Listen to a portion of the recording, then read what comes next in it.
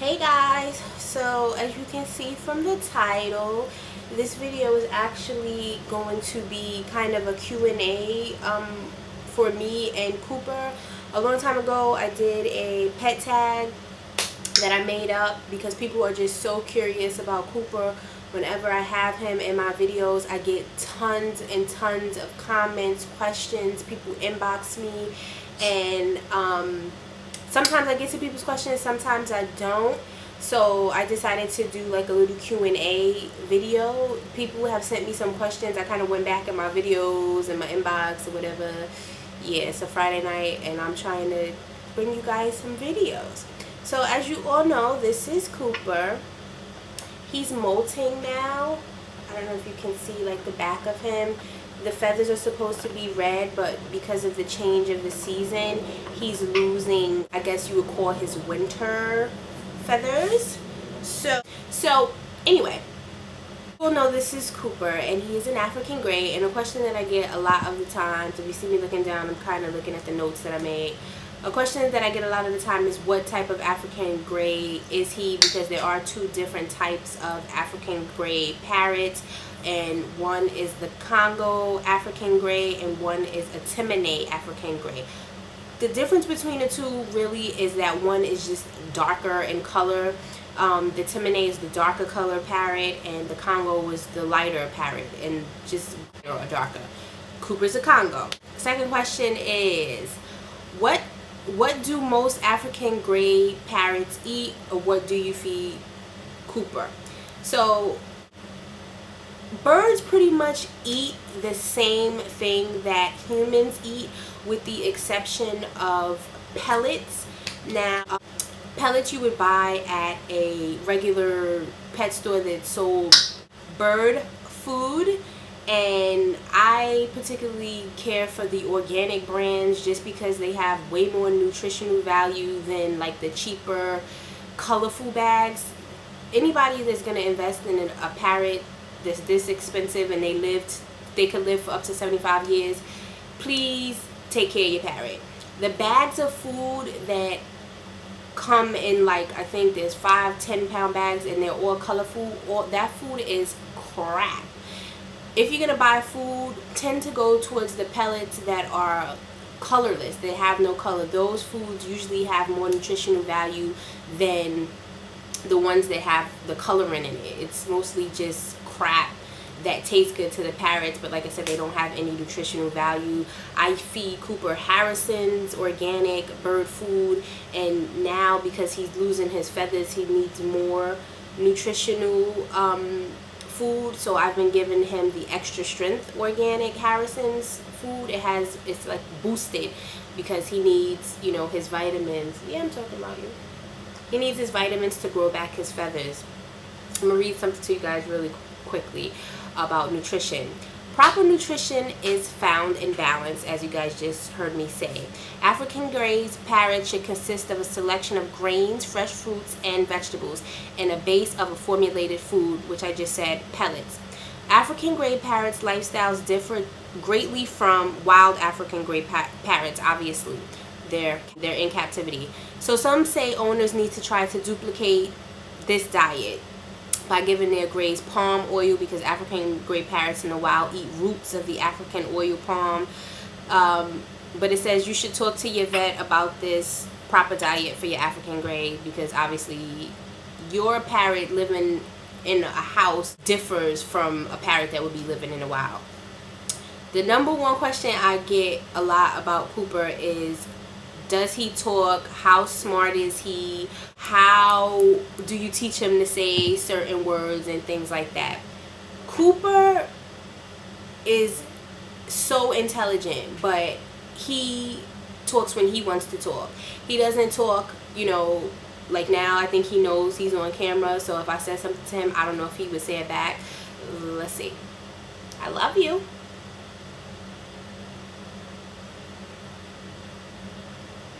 You see, they have a mind of their own. They do what they want to do. Cooper's vocabulary consists right now of about 60 words, 50 or 60 words, about 10 to 20 sounds, and he knows hand movements. Like, he knows without me saying anything that this means either hi or bye. He knows that that means I'm gonna feed you, are you hungry, you know, something to that effect. He knows that means kiss. So it all depends on how much time you spend with your parrots, what they will learn, what they will say. Cooper tends to mimic my husband more than me, and I think just because my husband's voice is more dominant than mine. You know, my voice is a female's voice, his voice is deeper and, you know, has more, his voice carries more than mine. So if my husband's in here listening, you know, to his music, Cooper is trying to mock him usually all of the time, you know, mimicking the sounds of whatever he's hearing, and he does sometimes. Yeah, parrots, African Grey Parrots do talk, and how much they talk and how much they learn is based on what you teach them and what they're exposed to. Now, Cooper's home a lot of the day by himself, so I make sure that I have tons of toys, tons of foraging toys, which I'll get into that a little later. And I bought him his own portable DVD player. If you guys didn't see that, I posted the video of him escaping from his cage to go get closer to the DVD player so that he could watch Toy Story up close. It's really smart. They're really smart in general. So as I said, they pick up stuff on their own, but they also will learn what you teach them. So how much words your bird learns or what they learn is usually up to you, but it is a fact that not all birds talk, not all parrots talk. Most of them do, but some of them don't. So the reason behind that, I have no idea. I guess just like humans, like not all of us are born the same, you know? So I guess it's the same type of thing. The question is, what type of cage should I get for my African Grey Parrot? Alright, so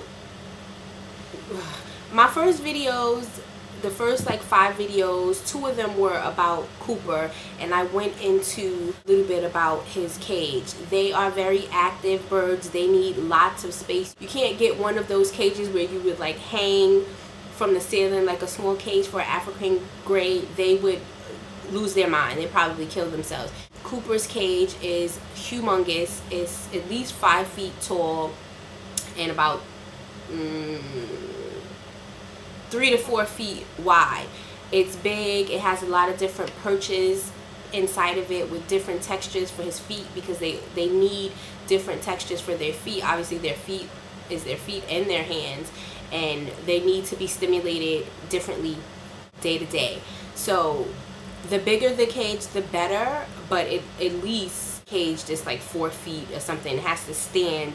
He has to be able to fly in it if need be, and it has to be able to fit at least 3 to 6 different perches, as well as food dishes and toys and things of that nature. So cages range, proper cages for this particular parrot, I say would range anywhere from the cheapest I've seen, which I wouldn't even buy because they're crap. These birds are very strong and can destroy things very easily, but the cheapest I've seen, if you want to be cheap, is about $150. They range from anywhere from $150 to about $1,200. I actually want to get a $1,200 cage. It's made out of aluminum. If you know that aluminum is very light, the cage that I have for Cooper now is very heavy. It's steel. It's hard to move. I mean, it's on wheels, but it's still heavy and annoying. But I do want to get an aluminum cage. Aluminum, the good thing about aluminum is it's very strong, but it's very light. And there's a red aluminum cage that I do want to purchase for Cooper. I mean, I don't really need a new cage, well, kind of, because he destroyed the top of his cage, which was his play area. He even bit the screws out, but I could probably fix it. But I do want to get him a better cage for both of us, for him and for me. So in that cage, I seen it on eBay for $900, but I think the shipping is like $100 or $150, so that boosted back up to over $1,000. So invest in a good large size cage.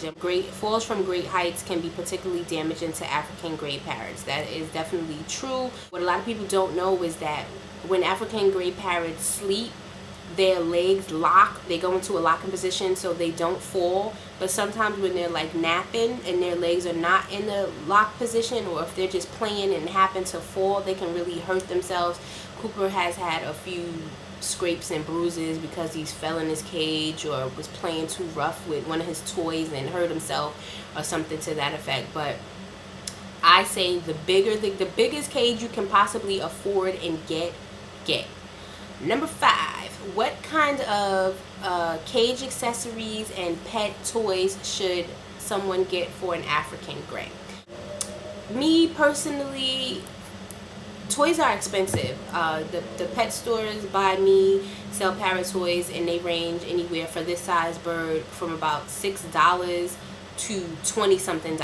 And it's crazy because they destroy their toys. The whole purpose of them playing with their toys is to tear them apart. That's just what they do. They bite them. He uses his foot hand to, you know, take strings out of things, and you spend all this money and they destroy it.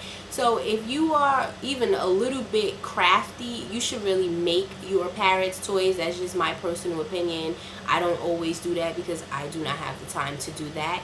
And you should buy like wood and things like that that do not have dye and like little pieces that they possibly could swallow in them. You know, like the ice cream sticks, those are good for making bird toys with like a non-toxic glue. You can like glue it together and hang it in the cage. They'll just chew on them or swing on them or bite them, but very inexpensive, and they will play with that type of things for hours. Also, I'm gonna go into foraging. Foraging is what birds do in the wild. Their food is not given to them like as if they were in a home. They have to go find their food. So to mimic that sort of action from them, you make foraging toys or you buy them. So you like hide their food or treats in like little boxes, tissue paper. They have like acrylic toys where the birds have to figure out like the combinations to get like the treat, and they do. You would think there's no way that this bird's gonna figure out these 3 mazes to get this little nut. They figure it out. So like I said, inexpensively, you can definitely make foraging toys, just plain, non-toxic, no dye tissue paper. You can wrap like peanuts or, you know, whatever type of treats, and then hide them in a cage. They'll find them, and it's a form of foraging for them, one of their natural acts that they would have been doing in the wild anyway. Look, he's like chilling. And like little small boxes, you can hide stuff in there for them to like tear up. Yeah. It's just fun for them and inexpensive for you. And if you don't feel like that and you got the dough and the bread to spend, you can go to the store and buy foraging toys. They range from anywhere from about, I'd say, $10 to $20. Number 6. How can you tell if your African Grey Parrot is sick? Now, I'm going to read you guys something, but before I say that, African Grey Parrots could possibly be like dying, and they will try to hide it from you. They do not like to show that there's something wrong with them, and the reason for that is because I guess in the wild, once the other birds realize that there's somebody in a flock is sick, they like either kill them or like push them out. So their natural instinct is to hide being sick. So they wouldn't show you if something was wrong, like a dog or a cat or something like that. They're gonna cry, they're gonna whine, they're gonna, you know, beg for your attention. A parrot is not. They will pretend like everything is all good. Their arms could be bleeding. You know, he could have a gash in the side of his neck. He will not show, or he'll try to hide it the best way he can, that nothing's wrong with him. So some signs to let you know that your parrot could possibly be sick. Number 1 is feather picking. They don't normally feather, they normally feather pick to preen themselves, you know, to clean their feathers. That's natural. They'll do that every day, all day. But when they're picking their feathers out from their skin and they're like having bald spots, that's a sign that there's something wrong, or you're not showing them enough attention. Is molting. Like, see, Cooper's molting right now. Like I told you that his feathers from the back are falling out. That doesn't mean that he's sick, but it means that he, like I said, he needs vitamins and things like that to boost his energy back up, and to help his feathers come back healthy and strong, and he's going through like a weak state right now. So he doesn't even want me to touch him, honestly. He's like a little funny acting towards me, and he's a little on edge, but I think it's because he's molting. So you should definitely monitor that, because they'll pick, you know, their skin or whatever. Doesn't mean that they're sick. Like I said, around this time when the season changes, it just means that he's getting new feathers.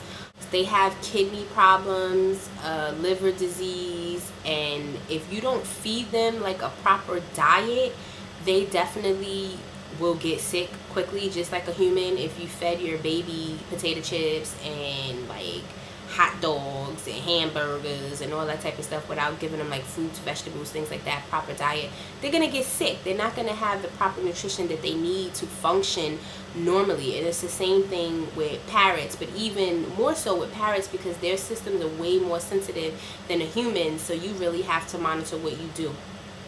I buy birdie bread. You can get it, like I said, at any pet store, and what you do is you mix like oil, egg, and the birdie bread. It has tons of nutrition in it. They love it. They come in different flavors. You bake it like you would bake anything in the oven, and then they like to eat stuff warm. So I'll let it cool down, and then I'll crumble some in the dish for him, and he'll eat it like it's chocolate cake, you know. But nutrition, you have to keep on top of their diet. He eats fresh fruits and vegetables every day, if not every other day. I change his water in the wintertime twice a day. In the summertime, I'm changing his water 3 to 4 times a day as much as possible. They have to bathe at least once a week. You have to shower them and clean them, and make sure that their feathers are properly groomed. To monitor, like I said, the water and food intake. That's a sign that they could possibly be sick if they're not eating, they're not drinking. That's, you know, one thing. Also, your birds poop, the drop-ins, the coloration. You can tell if there's something wrong. You know, if you see like blood or funny color in the poop, you can tell that something might be possibly wrong. And like I said, just bring your pet, your parrot, to the vet at least once a year for a checkup, just to make sure. Cooper just came back from his, I think I showed you guys in a recent video, and he's 100% healthy. He's annoying because he doesn't like anybody else to touch him, and right now he don't even like me touching him. So he was biting and scratching and all that kind of stuff. I would suggest also, for those that are interested in getting an African Grey or a parrot in general, socialize your bird as early as possible. Cooper was not really socialized because it's just me and my husband, and my husband didn't like him, so he didn't interact with him. So all Cooper knows from when he was pretty much born is me. So he doesn't like other people. He don't like people touching him. He only really allows me to touch him. And when he's in his mood, he don't even like me to touch him. He'll bite me or whatever the case is. So socialize your bird. Make sure, if that's what you want, if you want your bird to be social with other people, make sure from a young age, like when you first get them, that they're touching other people are handling them and playing with them. It's very important, because now it's hard to get Cooper to trust anybody besides me. Number 7, what's the best way to train your African Grey Parrot? Alright, African Grey Parrots, they respond extremely well to positive reinforcement and respect. Just like a human being, you want to show love, you want to show that you care for your bird. They can sense things within you. You know, if you're scared, if you're nervous, which is the same thing, you're sad, like they feel like all these things more so than a human would. They pick up on it. So just approach your bird, you know, try to be as calm as possible, especially in the beginning, because they're getting to know you, you're getting to know them. You don't want to scare them. You don't want to, you know, send the wrong message to your bird from an early age, and then you don't bond with them. You can trick train your bird, and I'll probably get into that in another video. I'm going to do more of these videos because, as I said, I get a lot of questions about Cooper. Cooper gets more attention on YouTube than I do. And there's so much to learn and talk about with these birds. So I'll get into trick training. Hello? with your birds later.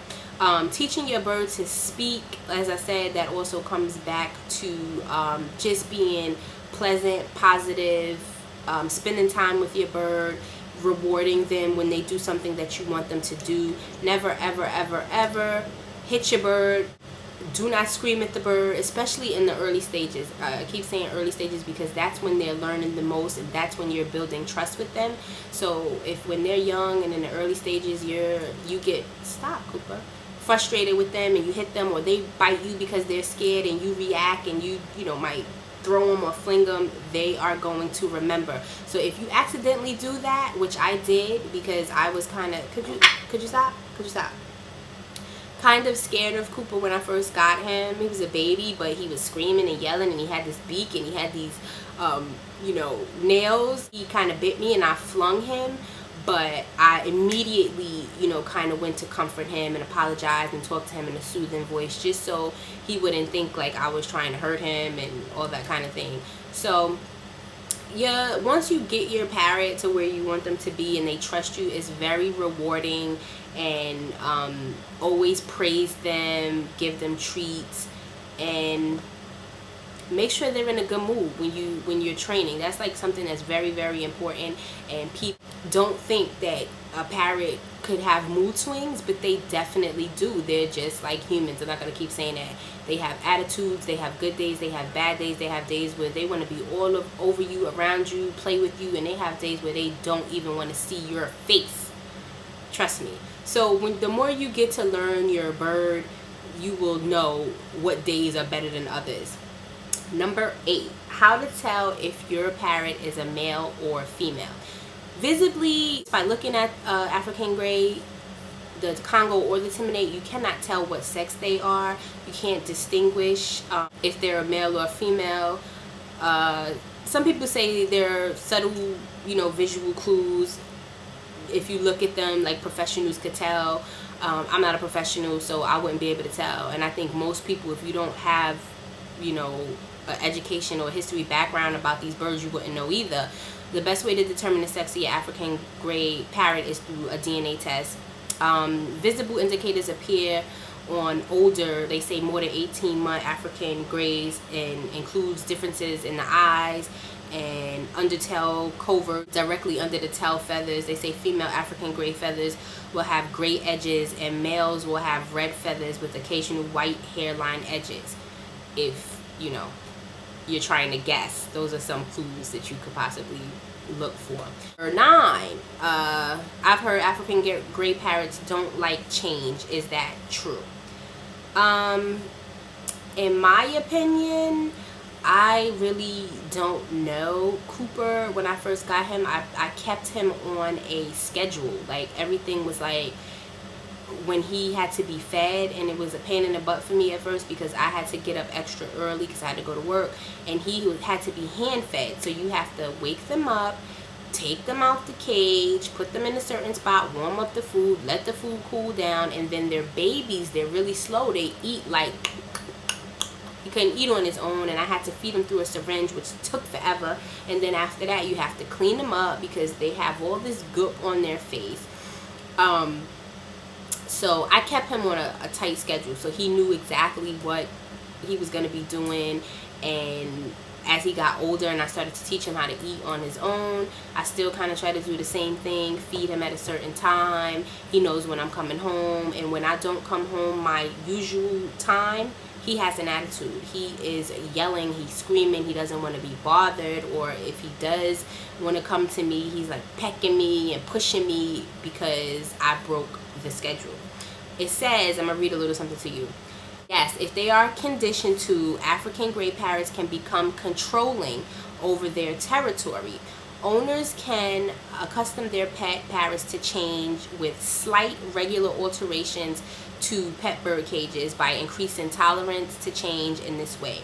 You can control aggressiveness and fearfulness. So back to what I said, it all starts from when they're young to get them in a routine, make them comfortable. If you want to break certain habits, do it slowly so they can become adjusted to it. It's not like a shock when you do it.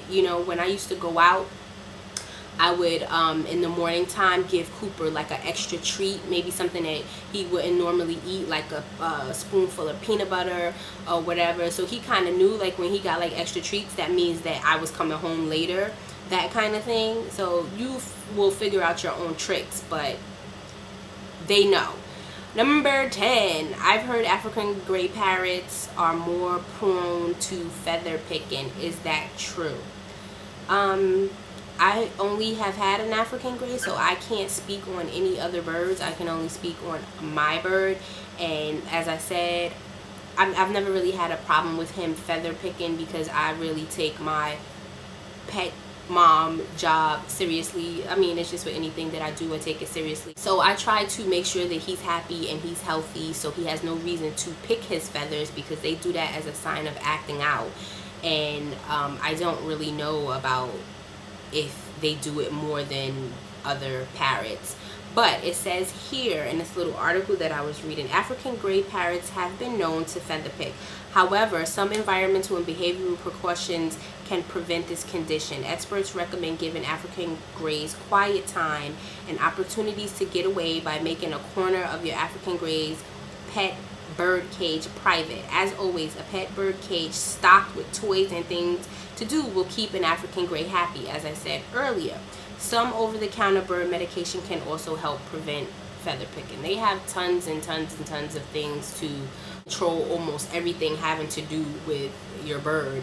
But me personally, I don't really like buying medications and things like that. I just think a natural, loving, happy home and you spending time with them is really all they need, and they usually stay happy. So I'm going on 2.5 years now with Cooper, and I've had no problems with him whatsoever as far as like health is concerned. He's really happy, he's really healthy, he's very active, he has a healthy appetite. You know, he likes to be around me, and he likes to play and talk, and it all comes from just spending time with him and, you know, making sure he has everything that he needs. And I definitely do that. So I don't know if this sucker gonna outlive me. You know, they say 75 years they could live with proper diet and all that. He eat better than me. But if so, you know, at least he'll have lived a pretty good life. I don't have the puppy anymore. People are still sending me messages about Coco. Some people know because like I've spoken to some of you or whatever, but Coco is not with me anymore. Coco was my blue terrier puppy that I got. I don't really want to go into the whole story of why Coco is not with me, but Coco is in a, she didn't die or anything. I gave her to someone in my family who actually needed her more than me. Puppies are very loving and fun, and someone in my family needed a puppy more than me. And I was sad, you know, because I love animals, and as I told y'all, I always wanted a blue terrier. And I got Coco, and I had Coco for a month, got all her shots, bought all these toys and blah blah blah. Something happened in my family with someone, and they needed the love of a puppy more than I did. So I parted with Coco. I still see her, but I don't want to see her too much because I want her to bond with the person who has her now. And when she sees me, because I've, you know, had her, that it was like a crucial time I had her, like the bonding age or whatever. She's like all over me, and when I leave she's like whining and crying. So I'm gonna try to stay away from her, you know, until she's older and she's bonded with the other family member. Cooper actually liked Coco. Someone told me that never ever leave the two of them alone, and I guess I wouldn't. Coco's a terrier. She could kill Cooper in a second probably, but I exposed them to each other, supervised of course. Cooper was really curious of what this little thing was running around next to his cage. He was on guard like the first few days, but after a while she was scared of him. He was throwing toys at her and his food, he was spitting it at her. or whatever, and she was just like, oh no, I don't want no parts of this. I don't know what this thing is in this cage, but I'm not even messing with it. So I hope this has answered some of the questions that I got, and just like general knowledge of, you see, and he don't like that my nails are long now. He's scared of them. For Cooper, and I'll do more videos with Cooper. The fascination with him is abundant on YouTube, and there's really not that many videos with people talking, you know, like this, with their birds, about their birds. There's a lot of websites that talk about African Greys, but you gotta pay for them. So I'm definitely gonna try to do more videos with Cooper and about Cooper, and try to get video of him doing, you know, things that he normally does, because when he's like this, just sitting here, and he sees me talking to no one, the computer, he's very quiet. So thanks for watching, and if anybody else has any questions, you can definitely leave them below or inbox me. Add me on Facebook, Pink Hugs 1, post random things on there, and I'm gonna start posting some stuff about Cooper. He's like famous. He might even get his own Facebook page. Bye guys.